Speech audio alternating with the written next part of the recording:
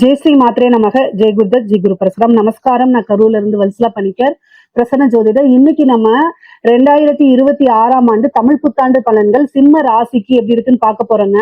இது எப்போ பிறக்குது அப்படின்னா செவ்வாய்க்கிழமை 14/4/2026 செவ்வாய்க்கிழமை காலை 9:30 மணிக்கு சதய நட்சத்திரத்துல இந்த இந்த வருடம் பிறக்குது. இது உங்களுடைய ராசிக்கு பாத்தீங்கன்னா, அதாவது அஷ்டமத்து சனி கட்டாயம் எல்லாத்துக்கும் பாதிப்பு இருக்கும். ஆனா உங்களுக்கு ஜூன் மாசத்துக்கு அப்புறம் குரு 12ஆம் இடத்துல இருந்து அஷ்டமத்து ஸ்தானத்தை பார்த்துறாரு, அதாவது சனியை பார்வையிடுறாரு. அப்போ சனியோடைய பாதிப்புகள் கட்டாயம் குறையும். அதனால அஷ்டமத்து சனியில இருந்து ஒரு வருடத்துக்கு குறைவான, அதாவது கெடுபலன்கள் அப்படிங்கிறது உங்களுக்கு இருக்காது. நன்மைகள் தான் இருக்கும், தீமைகள் எந்த விதத்துலயும் வராது. அதே மாதிரி கேது உங்களுடைய ராசியில இருக்காரு. அந்த ராசியில இருக்கனால நிறைய மாற்றங்கள் இருக்கு. அதே நேரத்துல மனநிலையில குழப்பம், இனம் புரியா பயம், இந்த மாதிரி விஷயங்கள் வரத்தான் செய்யும். அதுக்கு நான் ஆல்ரெடி வழிபாடுகள் சொல்லியிருக்கேன். இல்லைனாலும் பரவாயில்ல, இந்த வீடியோல உங்களுக்கு வழிபாடுகளை சொல்லிடுறேன். குரு 12ஆம் இடத்துக்கு வர்றாரு. 11 லாபஸ்தானம் 12ஆம் இடத்துக்கு வர்றாரு. 12ஆம் இடம் ஒரு சுப விரயங்கள் இருக்கு. அது இன்வெஸ்ட்மெண்டாவும் இருக்கலாம், அல்லது நீங்க சொத்து வாங்கி போடக்கூடிய அமைப்புகளாகவும் இருக்கலாம். முக்கியமா நீங்க ஒரே ஒரு விஷயம், சிம்ம ராசிக்கு பெஸ்ட் பரிகாரம் அப்படின்னாலே பாசிட்டிவ் அப்ரிமேஷன்ஸ சொல்லி பார்த்துட்டே இருக்கணும். அதிகமா மெடிடேஷன் பண்ணுங்க. மனநிலை ரொம்ப குழப்பமாக இருக்கு அப்படின்னா எந்த ஒரு முடிவும் டக்கு டக்குன்னு எடுக்காம தள்ளி போட்டு எடுங்க. அல்லது உங்களுடைய நலம் விரும்பிகள், அதாவது உங்களுடைய வளர்ச்சிய பார்த்து சந்தோஷப்படுறாங்கல்ல, எந்தவித எதிர்பார்ப்புமே இல்லாம சந்தோஷப்படக்கூடிய நபர்கள் இருப்பாங்க இல்லையா, அவங்க கிட்ட டிஸ்கஸ் பண்ணி எடுங்க. உடனே டக்கு டக்குன்னு எடுத்தீங்க அப்படின்னா அது நீங்க நினைக்கிற மாதிரி கரெக்டான வேலை போகும் அப்படிங்கறத சொல்ல முடியாது. ஏன்னா உங்களுடைய ராசியில கேது இருக்காரு. சோ இதெல்லாமே மனசுல வச்சுக்கிட்டு ஒவ்வொரு முடிவு எடுக்கும் போதும் சரி, கவனமாவும் நீங்க பொறுமையாவும் ஹேண்டில் பண்ணீங்கனாலே இந்த வருடம் உங்களுக்கு ரொம்ப பெரிய லெவல்ல சக்சஸ் கிடைச்சிரும். பொதுவா உங்க ராசிக்கு காசு பணம் வரும், தொழில் ரீதியா நிறைய அமைப்புகள் இருக்கு, நல்ல அமைப்புகள் இருக்கு. வளர்ச்சி அப்படிங்கிறது உறுதி செய்யப்பட்ட வருடமா தான் இது உங்களுக்கு இருக்குது. ஏன் அப்படின்னா சிம்ம ராசியை பொறுத்த வரைக்கும் நீங்க பங்க்சுவாலிட்டி ரொம்ப கீப் பண்ணக்கூடியவங்களா இருப்பீங்க. ஒரு டைம் அப்படின்னா அந்த டைம் டு டைம் நம்ம இது பண்ணணும். ஒரு ஒர்க் அப்படின்னா ஒரு டார்கெட் வச்சுக்குவீங்க. சோ அதனால மிகப்பெரிய லெவல்ல உங்களுக்கு கீழே போக மாட்டீங்க, மேலதான் போவீங்க. சக்சஸா தான் இருக்கும். நீங்க கவலைப்படாதீங்க. பிசினஸை பொறுத்த வரைக்கும் உங்களுக்கு இந்த தொழில் ரீதியா நல்ல மாற்றங்கள் இருக்கு அப்படின்னா குரு 12ஆம் இடத்துல 6ஆம் இடத்தை பார்க்கிறாரு. அது போக அஷ்டமஸ்தானத்தை பார்க்கறாரு, 4ஆம் இடத்தை பார்க்கறாரு. இதெல்லாம் என்னன்னா பிசினஸ நல்ல வளர்ச்சி, நீங்க செய்யக்கூடிய தொழிலை நல்ல வளர்ச்சி அடையறதுக்கு உண்டான அமைப்பு தான். குரு 12ல மறைஞ்சிட்டாரே அப்படிங்கிற கவலை எல்லாம் வேண்டாம். என்ன அப்படின்னா பிசினஸ் நீங்க போகும்போது ஒரு விஷயத்துக்கு ஒரு ப்ராஜெக்ட் எடுத்துட்டு போறீங்க, இல்ல வேற ஏதாவது ஒரு கஸ்டமர்கிட்ட நீங்க கொண்டு போறீங்க அப்படின்னாலும் பொறுமையை ஹேண்டில் பண்ணணும். அவ்வளவுதான். குரு மறையும் போது கொஞ்சம் அந்த நிதான தன்மையை இழக்கிற மாதிரி கொண்டு வந்துரும். ஏன் அப்படின்னா உங்களுடைய ராசியில கேது இருக்காருங்க. இந்த கேது இருக்கும்போது என்ன அப்படின்னா நிதானத்தை இழக்கிற மாதிரி அமைப்புகள் நிறைய கொடுத்துருவாரு. பொதுவாவே பாத்தீங்கன்னா சந்திரன் மேல ராகு கேதுக்கள் போறது அவ்வளவு நல்ல பலன் கிடையாது. இருந்தாலும் நீங்க இவ்வளவு தூரம் சமாளிச்சு வந்திருக்கீங்க. இன்னும் ஒரு 6 மாத காலகட்டம் தான். அதுக்கப்புறம் உங்களுடைய ராசியில இருந்து கேது போயிடுவாரு. அதுக்கப்புறம் நல்லது. பொதுவா குரு உங்களுக்கு அதிசாரமா அக்டோபருக்கு மேல உங்களோட ராசிக்கு வரும்போது பல நன்மைகள், நீங்க எதிர்பார்க்காத ஒரு நன்மை, அதாவது விபரீத ராஜயோகம் சொல்லக்கூடிய அமைப்புகள் வருது உங்களுடைய ராசிக்கு. அதனால நிறைய நல்ல பலன்கள் இருக்கு. முக்கியமா பாத்தீங்கன்னா பொறுமையா ஹேண்டில் பண்ணணும். பிசினஸ் பொறுத்த வரைக்கும் நல்ல அமைப்புகள் இருக்குங்க. மிகப்பெரிய லெவல்ல வளர்ச்சி திடீர்னு ஒரு மாதம் 2 மாதத்துல எதிர்பார்த்திருக்கே மாட்டீங்க. அது வரைக்கும் அப்படியே ரொம்ப ஸ்லோவா போயிட்டு இருக்கும். திடீர்னு அந்த குரு பலம் வருது இல்லைங்களா உங்களுக்கு, அந்த அக்டோபர் மாதம் அந்த டைம்ல பாத்தீங்கன்னா அக்டோபர், நவம்பர், டிசம்பர் இந்த காலகட்டங்கள்ல திடீர்னு ஒரு பெரிய ஆர்டர் கிடைக்கிறது, பெரிய லெவல்ல வருமானங்களை பாக்குறது, நல்ல லாபங்களை ஈட்டுறது, உற்பத்தி சார்ந்த தொழில்களுக்கு மிக பெரிய லெவல்ல பிரம்மாண்ட வளர்ச்சி அப்படின்னு சொல்லலாம். அது மட்டும் இல்லாம ஏற்றுமதி இறக்குமதி சார்ந்த தொழில்களும் திடீர்னு பூஸ்டப் ஆகும். அப்படியே டெட் ஸ்லோவா இருக்கும், திடீர்னு பூஸ்டப் ஆயிரும். அந்த மாதிரி அமைப்புகள் எல்லாம் கண்டிப்பா இருக்கு. தொழிலை பொறுத்த வரைக்கும் உங்களுக்கு வளர்ச்சியானா கட்டாயம் வளர்ச்சி. குரு 6ஆம் இடத்தை பாக்குறாரு. ஒரு 2 மாத காலகட்டத்துக்கு பாத்தீங்கன்னா உங்க ராசியிலே வராரு. அது போக சனி அஷ்டமத்துல இருந்தாலும் கூட அவர் உங்களுக்கு 5ஆம் இடத்தை பாக்குறாரு. அதனால பெரிய லெவல்ல கெடுபலன்கள் உங்களுக்கு கிடையாது. அது போக உங்க ராசிக்கு நிவர்த்தி அதிபதியும் அவருதான். அதுக்கப்புறம் 10ஆம் இடத்தையும் பாக்குறாரு. தொழிலுக்காக கடுமையா நீங்க உழைக்கிற மாதிரி வரும். தொழிலுக்காக எந்நேரமும் இரவு பகல் பாராம கடுமையா உழைக்கிற மாதிரி வரும். இப்ப நீங்க எப்பவுமே ரொம்ப ஹார்ட் ஒர்க் போட்டுட்டு இருந்தாலும் இன்னும் கொஞ்சம் கூடுதலான ஒர்க் போடுற மாதிரி சேர்த்து சிரத்தையா எடுத்து பண்ற மாதிரி தான் இருக்கும். ஆனா அது எல்லாமே வந்து பாத்தீங்கன்னா உங்களுக்கு அனுகூலமா தான் மாறும். எல்லாமே ஆதாயத்துலதான் முடியும். அலைச்சல்களை பார்க்காதீங்க. ஒரு ஒர்க் இருந்துச்சுன்னா அதை பெண்டிங் போடாதீங்க. இந்த மாதிரி விஷயங்கள்லாம் பார்த்துக்கிட்டே வாங்க. கட்டாயம் நல்ல லெவல்ல நீங்க டெவலப் ஆயிட முடியும். உத்தியோகத்துல இருக்கவங்களுக்கு நீங்க வந்து அஷ்டமத்து சனி இருக்கு, குருபலம் வந்து குறைவாக இருக்கு. 10வதுக்கு கேது உங்களுடைய ராசியில இருக்கு. மனநிலைய பாதிக்கிறதுக்கு என்னென்ன விஷயங்கள்லாம் பண்ண முடியுமோ அத்தனையுமே பண்ணும் இந்த உத்தியோகத்துல இருக்கக்கூடியவங்களுக்கு. அது எந்த உத்தியோகமாக இருந்தாலும் சரி, நீங்க ஒரு டீச்சரா இருக்கலாம், இல்ல வேற ஏதாவது ஒரு பேங்க் ஸ்டாஃபா இருக்கலாம், என்ன மாதிரி A to Z என்ன ஒர்க்கா இருந்தாலும் சரி, கூடுதல் பணிச்சுமை அதிகமாக இருக்கும். உங்களுக்கு வரக்கூடிய இன்கிரிமெண்ட்டை கொடுக்கவே விடாது. எல்லாமே இந்த கேதுனாலதான். நீங்க எல்லா பழியும் எடுத்து சனி மேல போடக்கூடாது. சனி வந்து நீங்க என்ன பண்றீங்களோ அதுக்கு உண்டான பிரதிபலனை அப்படியே கொடுத்துருவாரு. சோ அதனால எல்லா பழியுமே வந்து சனி மேல போடாம கேதுக்கு உண்டான பரிகாரத்தை செஞ்சுக்கோங்க. அவருக்கு வந்து என்னன்னா விநாயகர் வழிபாடுதான். உங்களுக்கு வந்து இந்த பலன் வந்து பாத்தீங்கன்னா எப்பவுமே கிடையாது. இன்னும் ஒரு 6 மாத காலகட்டங்கள் தான். அதுக்கப்புறம் வந்து பாத்தீங்கன்னா உங்களுக்கு வந்து இந்த கேது வந்து பெயர்ச்சியாகி போயிடுச்சுன்னா உங்க ராசியில இருந்து எந்த பாதிப்புமே உங்களுக்கு இல்ல. மெயினா மெடிடேஷன் பண்ணுங்க, பாசிட்டிவா அப்ரிமேஷன் சொல்லி பாத்துக்கோங்க. உங்களுடைய ஒர்க்ல கவனமா இருங்க. எந்த வேலையா இருந்தாலும் சரி, உத்தியோகத்துல இருக்கிறவங்க நீங்க ஒரு சீஃப் அக்கௌண்டண்டா இருக்கலாம், இல்ல ஒரு பேங்க்ல ஆபீசரா இருக்கலாம், இல்ல சாதாரண ஒரு ஐடி ஃபீல்டுல ஜாப் இதுல இருக்கலாம். எதுவா இருந்தாலும் சரிங்க, கவனம். உங்களுடைய கவன குறைவுனால ஏதாவது பெரிய மிஸ்டேக் ஏற்படலாம். இல்லைன்னா உங்களுக்கு தெரியாம உங்களுடைய நாலேஜ் இல்லாம ஏதாவது தவறாக போர்ட்ரேட் பண்ணப்படலாம். உங்களோட கையெழுத்த வேற யாராவது பண்ணலாம். இல்ல ஐடி ஃபீல்டுல ஒர்க் பண்றீங்கன்னா கம்ப்யூட்டர்ல உங்களுடைய இதை ஹேக் பண்ணலாம். இந்த மாதிரி ஏதாவது ஒரு பிரச்சனை கொண்டு வரலாம். உத்தியோகத்துல அது உங்களுக்கு ஒரு பெரிய ப்ரெஷரா மாறுறதுக்கு உண்டான வாய்ப்பு இருக்கு. ரொம்ப ரொம்ப கவனமாக இருக்கணுங்க. உத்தியோகத்துல இருக்கவங்க ரொம்ப கவனமா செயல்படுங்க. விநாயகர் வழிபாடு ஞாயிற்றுக்கிழமை யமகண்ட நேரத்துல பண்ணுங்க. அதுதான் உங்களுக்கு சக்சஸ் பண்ணுங்க. அதே நீங்க வேலை தேடிட்டு இருக்கீங்க அப்படின்னா கட்டாயம் வந்து கிடைச்சிரும். இந்த வருடம் வந்து பாத்தீங்கன்னா உங்களுக்கு வந்து இந்த புரட்டாசி மாசம், ஆவணி மாசம், புரட்டாசி மாசம் சொல்லக்கூடிய அந்த மாசத்துல உங்களுக்கு கட்டாயம் வேலைங்கிறது கிடைக்கும். அது வரைக்கும் நீங்க கிடைக்கிற வேலைக்கு போலாம். இல்லைன்னா இன்னும் நீங்க பெஸ்டா உங்களுடைய நாலேஜையும் திறமையும் வளர்த்துக்கலாம். படிச்சு முடிச்ச உடனே வேலை கிடைக்கும் அப்படிங்கிறது கிடையாது. ஆனா உங்களுக்கு வேலை கிடைக்கும். முக்கியமா வந்து பாத்தீங்கன்னா ஒரு வெளிநாடு போகக்கூடிய அமைப்புகளா இருக்கு. அது உத்தியோக ரீதியாவா இருந்தாலும் சரி, அல்லது வந்து நீங்க பார்க்கக்கூடிய தொழில் ரீதியாக இருந்தாலும் சரி, படிப்பு ரீதியாவா இருந்தாலும் சரி. குரு வந்து 12ஆம் இடத்துக்கு வராரு. அது கூட வந்து அஷ்டமஸ்தானத்தையும் பாக்குறாரு, 4ஆம் இடத்தையும் பாக்குறாரு. அப்போ பயணங்கள் பண்ணணும். வெளியூர், வெளிமாநிலம், வெளிநாடுகளுக்கு செல்லக்கூடிய அமைப்புகள் இருக்கு. அது தொழில் ரீதியாகவும் இருக்கலாம், உத்தியோக ரீதியாகவும் இருக்கலாம், சில பேருக்கு படிப்பு ரீதியாகவும் இருக்கலாம். அதனால அலைச்சலை நீங்க பார்க்காதீங்க. அந்த அலைச்சல் எல்லாம் உங்களுக்கு ஆதாயமாகவும் அனுகூலமாகவும் தான் மாறும். இந்த உத்தியோகத்துல இருக்கவங்களுக்கும் தொழில இருக்கவங்களுக்கும் சில சிறப்பான பரிகாரங்கள் நான் சொல்லியிருக்கேன். அதை நீங்க பண்ணுங்க. கட்டாயம் நல்லபடியாயிரும். அதே மாதிரி படிக்கக்கூடியவங்களுக்கு படிப்புல கட்டாயம் கவனம் தேவை. 4ஆம் இடத்தை குரு பாக்குது. அது ஒரு நன்மைதான். ஆனாலும் உங்களுடைய ராசியில கேது இருக்கனால மறதிகள் வரும்.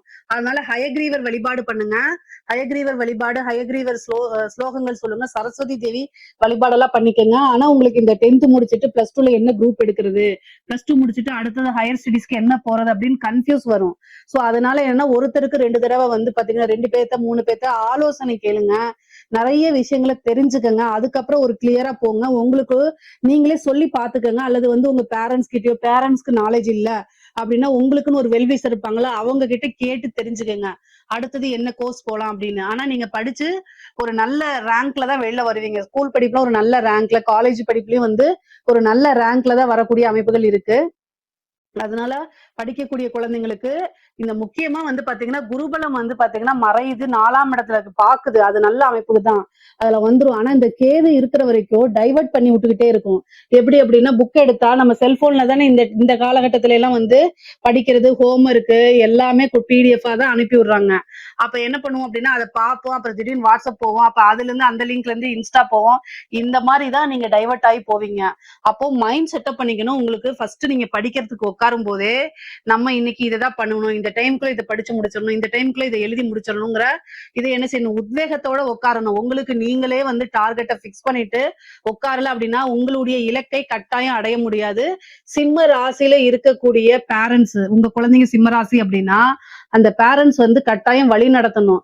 ஏற்கனவே உங்களுக்கு நேரங்காலம் சரியில்லை, இன்னும் நீங்க திட்டக்கூடாது. அன்பால சொல்லி என்ன செய்யணும், வழி நடத்தணும். வேற ஏதாவது பாக்குறாங்க அப்படின்னா பொறுமையா ஹேண்டில் பண்ண பழகிக்கங்க. இந்த காலகட்டத்துல அதிகமா நீங்க திட்டினீங்க அப்படின்னா அவங்க வேற வேற படிச்சாலும் என்ன படிக்கலைனாலும் இதேதான் சொல்றாங்க, அதுக்கு நம்மளோட இஷ்டத்துக்கே இருந்துருவாங்க சொல்லிடுவாங்க. அதனால பொறுமையா ஒவ்வொரு விஷயத்தையும் புரியுற மாதிரி எடுத்து சொல்லுங்க, கட்டாயம் மாறிடுவாங்க. சிம்ம ராசியில இருக்கக்கூடிய பெண்களுக்கு ரொம்ப ரொம்ப அற்புதமா இருக்குங்க. என்ன அப்படின்னா நீங்க பேசக்கூடிய வார்த்தைகள்ல கவனமாக இருக்கணும். ஏன் அப்படின்னா சனி 2ஆம் இடத்தை பாக்குது. அற்புதமா இருக்குன்னு சொல்லிட்டு இப்படி சொல்றேனேன்னு நினைக்காதீங்க. பொறுமையா ஹேண்டில் பண்ணணும். முக்கியமா மக நட்சத்திரக்காரங்க, சிம்ம ராசியில இருக்கக்கூடிய மக நட்சத்திரக்காரங்களுக்கு வந்து பாத்தீங்கன்னா அதாவது 2ஆம் இடத்தை சனி பாக்குது. அப்போ பேசக்கூடிய வார்த்தைகள்ல கவனமா இருக்கணும். நம்ம பேசக்கூடிய விஷயங்கள் அடுத்தவங்களுடைய, அது உங்க கணவராக இருந்தாலும் சரி, ரிலேஷனா இருந்தாலும் சரி, ஃப்ரெண்ட்ஸா இருந்தாலும் சரி, வேலைக்காரங்களா இருந்தாலும் சரி, எந்த கேட்டகரியா இருந்தாலும் சரி, அவங்க கிட்ட யோசிக்காம பேசாதீங்க. இந்த வருடம் யோசிக்காம பேசுனீங்க அப்படின்னா அது ஒரு பெரிய சண்டையா மாறுறதுக்கு வாய்ப்புகள் இருக்கு. அதே மாதிரி குடும்ப நபர்கள் புரிந்து கொள்ளாம சண்டை போடுறதுக்கு உண்டான வாய்ப்பு இருக்கு. அதுக்கு அடுத்தது வந்து குடும்பத்துல வந்து ஏதாவது சங்கடங்கள் இருக்கும், அது உங்களுக்கு மன இறுக்கத்தையும் மன கஷ்டத்தையும் கொடுக்கறதுக்கு வாய்ப்புகள் இருக்கு. ஏன்னா கிரக சூழ்நிலைகள் மனசை அதிகமா பாதிக்கிற மாதிரிதான் இருக்கு. இது வந்து பொதுவா நான் என்ன சொல்றேன் அப்படின்னா அட்ஜஸ்ட்மெண்ட் அப்படிங்கக்கூடிய ஒரு விஷயத்த நீங்க கடந்து வந்துதான் ஆகணும். அதை நீங்க வந்து வேற வழி கிடையாது. உங்களை திட்டுவாங்க, அது மனசு கஷ்டமா இருக்கும், வேற வழி கிடையாது. நீங்க உங்க ஃபேமிலிக்காக, உங்க கணவருக்காக, குழந்தைங்களுக்காக வாழ்ந்துதான் ஆகணும். அதனால கெட்ட விஷயங்கள் எல்லாத்தையும் கிராஸ் பண்ணி வந்து பழகிக்கங்க. பொதுவாவே நீங்க என்னைய வந்து என்ன நினைச்சாலும் சரி, சிம்ம ராசியில மக நட்சத்திரக்காரங்களுக்கு அதாவது அட்ஜஸ்ட்மெண்ட் அப்படிங்கக்கூடிய இது வந்து ரொம்ப ரொம்ப குறைவு. அட்ஜஸ்ட் பண்ணி போக மாட்டாங்க. தான் சொல்றதுதான் நடக்கணும்னு நினைப்பாங்க. உங்களுடைய குவாலிட்டிஸை மாத்திக்கும் பட்சத்தில் கிரகங்களும் அதுக்கு தகுந்த மாதிரி வேலை செய்யும். 9 நவகிரகங்களும் வந்து அவங்கவுங்களுக்கு ஒரே மாதிரி பாத்தீங்கன்னா ஒரே டைம்ல ஒரே குழந்தைகள் பிறந்தாலும் வேற வேற மாதிரி பலன்கள் இருக்கிறதுக்கு காரணம் என்னன்னா கிரகங்கள் நம்மளுடைய என்ன ஓட்டத்துக்கு தகுந்த மாதிரி தான் என்ன செய்யும், வேலை செய்யும். ஓகேங்களா? அதே மாதிரி நமக்கு எது இஷ்டமோ, நமக்கு எது பிடிக்குமோ அதுலதான் அது கை வைக்கும். ஏன்னா ஒருத்தருக்கு ஹெல்த் இஷ்யூ, ஒருத்தர் வந்து நினைக்கிறாரு நான் பரிபூர்ணமா நல்ல ஆரோக்கியமா இருந்தா போதும்னு நினைக்கிறாரு. அதை மட்டும் அந்த கிரகம் கொடுக்காது. அதே மாதிரி வந்து எனக்கு சொத்து மட்டும் வேணும், ஆரோக்கியம் எப்படியே இருந்து போதும் அப்படின்னு ஒருத்தர் நினைக்கிறாருன்னா சொத்து பத்து அப்படிங்கிறத கொடுக்காத ஆரோக்கியத்தை கொடுத்துரும். இது மாதிரி அவங்கவுங்களுடைய எண்ணங்களுக்கு தான் மாத்தி வேலை செய்யும். எங்க அடிச்சா எங்க வலிக்கும் அப்படின்னு நம்மளை விட கிரகங்களுக்கு நல்லா தெரியும். சோ அதனால ஒரே ஒரு விஷயம், இந்த காலகட்டத்துல ஈகோ பார்க்காதீங்க. பெற்றோர்கள்கிட்ட இருந்தாலும் சரி, கணவர்கள்கிட்ட இருந்தாலும் சரி, அனுசரிச்சு போக பழகிக்குங்க. அதுதான் ரொம்ப நல்லது. நீங்க வாழ்க்கையில கஷ்டப்படுறது எல்லாமே உங்களுடைய உறவுகளுக்காக அப்படிங்கறத மனசுல ஏத்துக்கிட்டு நீங்க அதை செயல்பட்டாலே போதுமானது. அதே மாதிரி வீடு கட்டக்கூடிய யோகம் இருக்கு.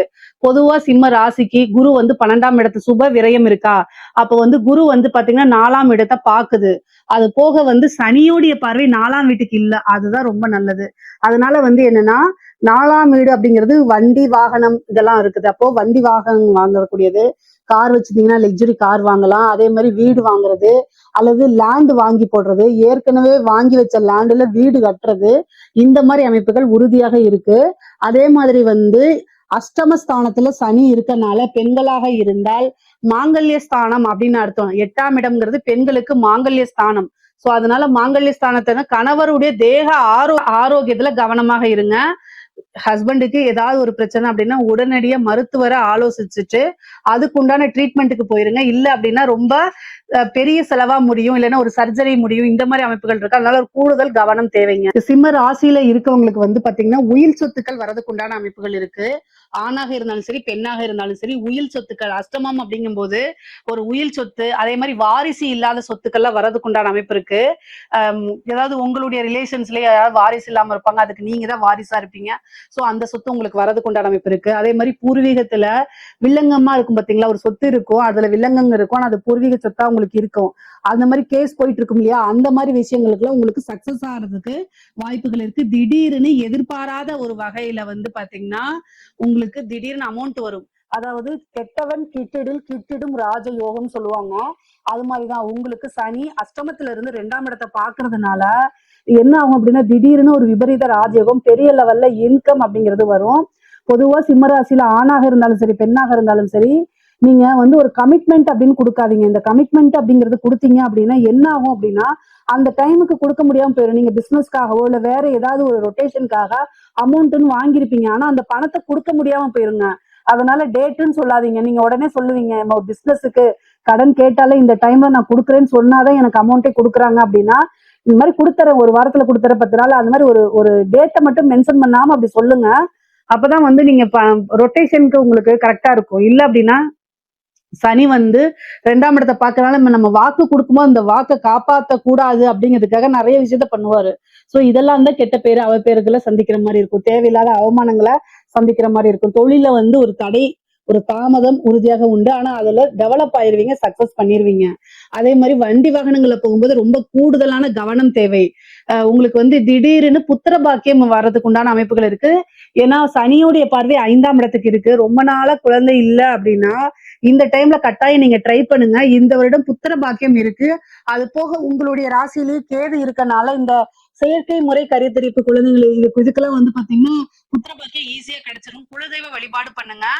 முக்கியமா வந்து பாத்தீங்கன்னா இந்த புரட்டாசி மாசம், பங்குனி மாசம் இந்த காலகட்டங்கள்ல, அது கூட வைகாசி மாசம் இந்த காலகட்டங்கள் எல்லாம் வந்து குலதெய்வ வழிபாடு பண்ணீங்கன்னா உங்களுக்கு திடீர்னு ஒரு அதிர்ஷ்டம் கிடைக்கும். எந்த கஷ்டங்களா இருந்தாலும் சரி அதை தாங்கிட்டு அடுத்த லெவலுக்கு போறதுக்கு சக்தி கிடைக்கும். நமக்கு எதுவா இருந்தாலும் சரி ஃபர்ஸ்ட் எனர்ஜி தான் வேணும். அதே மாதிரி உங்களுடைய ராசிக்கு அஷ்டமத்துல சனி இருக்கனால ஹெல்த்தை கட்டாயம் பார்த்துக்கணும். நல்லா இருப்பீங்க, திடீர்னு முட்டு வலி, எலும்பு வலி, இந்த மாதிரி எல்லாம் சொல்லுவீங்க. மூட்டுக்கு மூட்டு வலிக்கும் பாத்தீங்களா, அந்த மாதிரி வலி வரத்துக்கோ அல்லது வந்து உங்களுடைய பிளட்ல வந்து பாத்தீங்கன்னா ஹெச்பி லெவல் ரொம்ப லோவாயிடும். எதிர்ப்பு சக்தி, நோய் எதிர்ப்பு சக்தியே இருக்காது, அந்த மாதிரி கொடுத்துரும். ஏன் அப்படின்னா ஆல்ரெடி உங்களுடைய ராசியில கேது இருக்காருல்ல, 7ல ராகு இருக்குது. நீங்களே டென்ஷனா இருப்பீங்க, டிப்ரெஷனா இருப்பீங்க. ஆப்போசிட்ல வரவங்களும் உங்க ஃப்ரெண்ட்ஸா இருக்கலாம், அது வேற யாராவது இருக்கலாம், ஹஸ்பண்டா இருக்கலாம், ஒய்ஃபா இருக்கலாம். அவங்களும் வந்து 10க்கு டென்ஷனை ஏற்படுத்தி விடுறதுனால மூளை அதிகமா செயல்படுறதுனாலே என்ன ஆகும் அப்படின்னா உங்களுக்கு ரொம்ப டயர்ட் ஆயிரும். அந்த டயர்டுல சரியான உணவு பழக்கங்கள் எடுக்க முடியாம போயிடும். இதனாலேயே உடல்நிலை பாதிப்பா இருக்கும். சோ நீங்க என்னன்னா பிசினஸ் வேற, நம்மளுடைய ஆக்டிவ் வேற, ஒர்க் வேற, இது மாதிரி தனித்தனியா பிரிச்சு வச்சுட்டு நம்மளுடைய ஹெல்த் நமக்கு ரொம்ப முக்கியம்.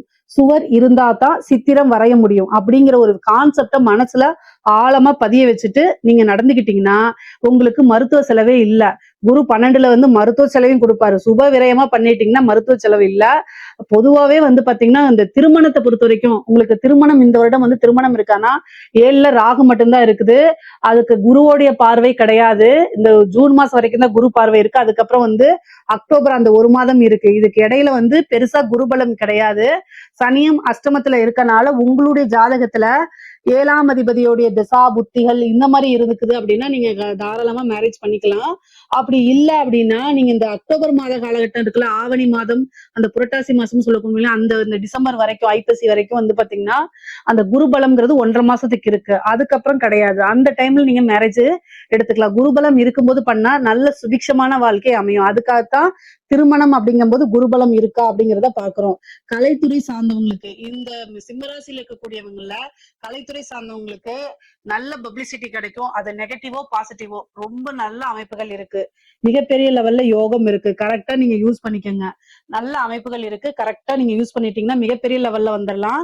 நெகட்டிவா போர்ட்ரேட் ஆனாலும் சரி, பாசிட்டிவா போர்ட்ரேட் ஆனாலும் சரி, நீங்க வந்து நீங்க போய் மக்கள் கிட்ட ரீச் ஆகணும் அப்படிங்கிற ஒரு விஷயத்த மட்டும் நீங்க உங்களுடைய இதுல மைண்ட்ல இருந்துச்சு அப்படின்னா ஈஸியா ரீச் ஆயிருவீங்க. ஏன்னா உங்களுடைய சூழ்நிலைகள் வந்து இப்ப கேதுதான் உங்களுடைய ராசியில இருக்காரு. கேதுதான் கலைக்கே அதிபதியா இருக்காரு. அதனால உங்களுக்கு நல்ல அமைப்புகள் இருக்கு. காசு பணம் சம்பாதிக்கக்கூடிய அமைப்புகள் இருக்கு. வரக்கூடிய வாய்ப்புகளை யூஸ் பண்ணிக்கோங்க. வெளிநாடுகளுக்கு செல்லக்கூடிய அமைப்புகள்லாம் இருக்கு. இதை கரெக்டா யூஸ் பண்ணிட்டீங்க அப்படின்னா மிகப்பெரிய லெவல்ல பணம் சம்பாதிச்சிடலாம். வாய்ப்புகள் வரும், திடீர்னு விருதுகள் இதெல்லாம் கிடைக்கும். சிம்ம ராசியில இருக்கக்கூடிய அரசு அதிகாரிகளை பொறுத்த வரைக்கும் அரசாங்க துறையில இருக்கவங்களுக்கு எல்லாம் எப்படி இருக்கு அப்படின்னா அஷ்டமத்து சனி, உங்க ராசியில கேது, குரு 12ல, இது எல்லாமே எதை சொல்ல வருது அப்படின்னா உயர் அதிகாரிகளுடைய அழுத்தங்களுக்கு ஆளாகிற மாதிரி வரும். அதே நேரத்துல கையெழுத்து போடுறீங்க அப்படின்னா படிச்சு பார்க்காம எந்த ஒரு விஷயத்துல கையெழுத்து போடாதீங்க. ஏன் கையெழுத்து போடுறோம், இதோடைய பின்விளைவு என்ன வரும் அப்படிங்கறது உங்க மனசுக்கே தெரியும் இல்லையா.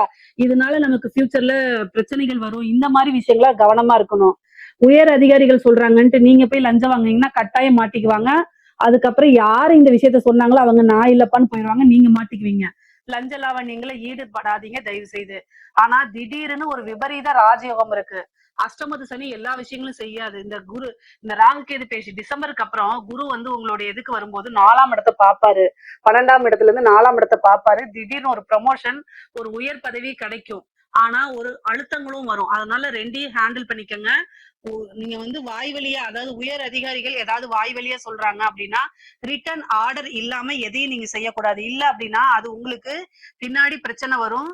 எவிடன்ஸ் தான் எப்பவுமே நாளைக்கு கோர்ட்டு கேஸ்ன்னு போகும்போது பேசுமே தவிர அவங்க வாய் வழியா சொன்னாங்க அப்படின்னா அதுக்கு எதுவுமே இருக்காது. அதனால ரொம்ப கவனத்தோட செயல்படுங்க. முடியல அப்படின்னா உயர் அதிகாரிகள் சொல்றாங்க வேற வழியே இல்ல அப்படின்னு ரொம்ப ப்ரெஷரா இருந்துச்சுன்னா நெஞ்ச பிடிச்சிட்டு போய் படுத்துருங்க. இதுதான் உங்க வேலையை காப்பாத்திக்கிறதுக்கு ஒரே வழி. இதை தாண்டி வேற வழி கிடையாது. உங்க வேலையை காப்பாத்திக்கணும்னா இந்த மாதிரி சில விஷயங்கள் நான் அப்படி ஒரு ஜென்ரலா சொல்றேன். பட் ஆனா உங்களுக்கு அந்த சிச்சுவேஷனை எப்படி ஹேண்டில் பண்றது, சாதுரியமா ஹேண்டில் பண்றதுன்னு தெரியும்.